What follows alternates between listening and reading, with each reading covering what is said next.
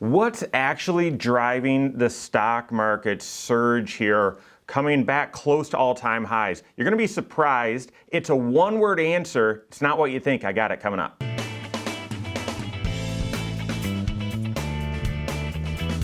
My name is Mike Bernard. I am the host of the Wise Money Show. I'm also one of the certified financial planners right here at Korhorn Financial Group. Make sure you hit that subscribe button, turn on notifications, and smash that thumbs up button. Okay, so here we go. We had a lot of, in the U.S. here, a lot of drama regarding stimulus last week. Trump says negotiations are over, market drops. Trump starts tweeting immediately saying negotiations could be back on, and we're hearing more and more that even over the weekend, negotiations are back on. This is what he wants, and they're negotiating, working with Pelosi. And so the markets have been going up ever since, and at least at the time I record this video today on Monday, markets are green again, and the headlines, at least, the headlines say it's because of stimulus hopes and we're kicking off earnings season. Now, that idea of what's really driving the markets, you see those on the headlines every day if you're looking at financial news. And I would tell you, oftentimes those headlines are wrong. They have no idea what's actually driving the markets.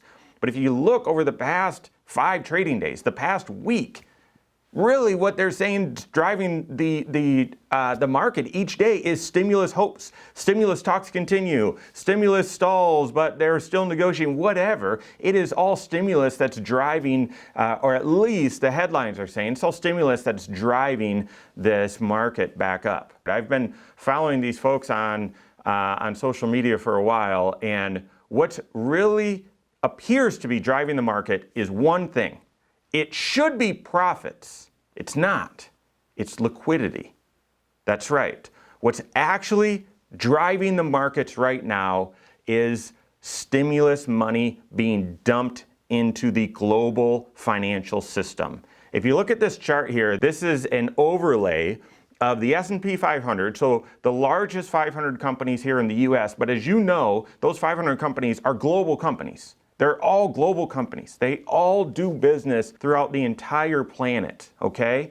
And it's overlaid with the global money supply, so global liquidity. And if you were to look at what the Federal Reserve, US Federal Reserve has done, what the European Central Bank has done, and what the Bank of Japan has done, right? So just a synopsis of those 3 large banks, they have absolutely just printed a ton of money and injected it into this system, where you can see that the overall amount of money that they've managed on their balance sheet has been like this, and then they've all done this as the pandemic hit. They've all printed money. We've talked about this on this channel before here about the Federal Reserve.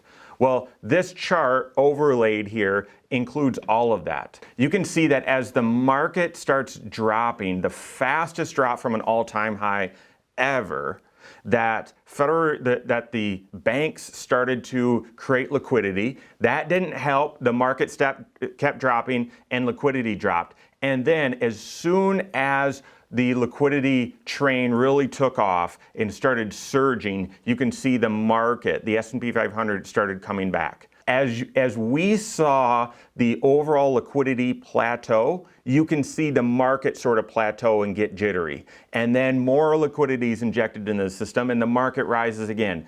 And then it plateaus. And if you just look recently, the last, I said, maybe the past month and a half, overall markets have been struggling to find direction. If you look at global liquidity, you'll see why.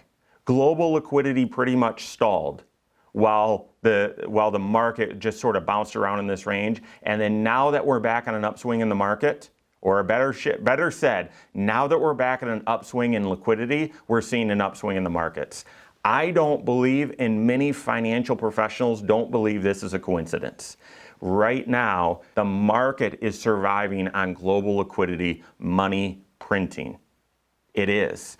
The actual answer should be the markets are driven by economic activity and corporate profits. That's what should actually drive the market. Right now, it's being driven completely on global liquidity, hoping that that will create future economic activity and future profits.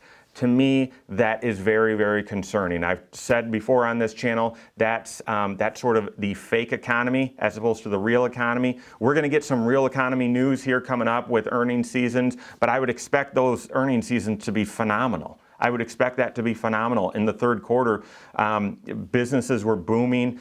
The economy was coming back. There was a lot of pent-up demand that surged into place. And so I would expect the earnings to be great.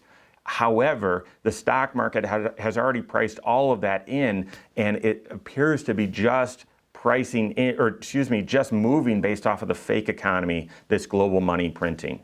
Should we care? Should we care? Well, number one, you need to have an overall investment approach that is connected to your overall financial plan so that if you should be participating in this rebound, that you are positioned in your investments to do so, that you're not gambling, saying risk on, risk off yourself just based on emotion, just based on you looking around saying this is the worst pandemic, this is the worst economy, I should be in cash, and yet the market's baffled you because it's risen higher. Your overall investment approach needs to be connected to your financial plan and what your needs are.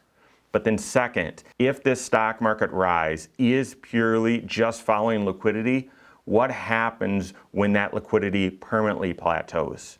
Or when these central banks here in the US and all across the planet start saying, well, things are good enough that we're going to start tapering back our balance sheets. What happens to the stock market then? I can tell you what's happened every time that the US Federal Reserve tried to do that from 2009 all the way up until 2020. So that's 11 years. Every time the Federal Reserve said, we're going to start tightening things, the market hated it.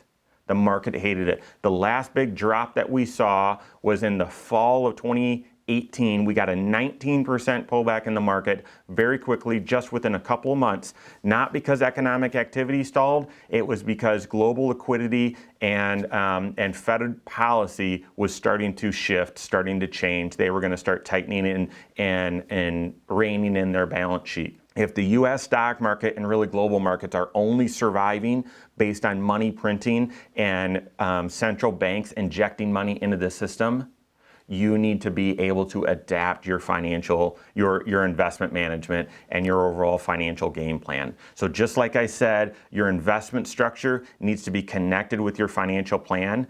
You also need to have the ability to adapt and pivot. You need to be preparing your financial life right now for, all right, what if we see another crisis? What if we see another crisis? What sort of response would my investments have?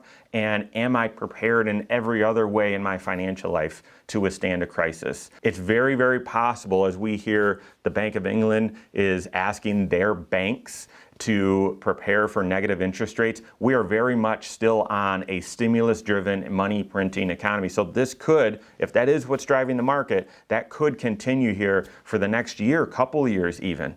But when that stops, as it inevitably has to,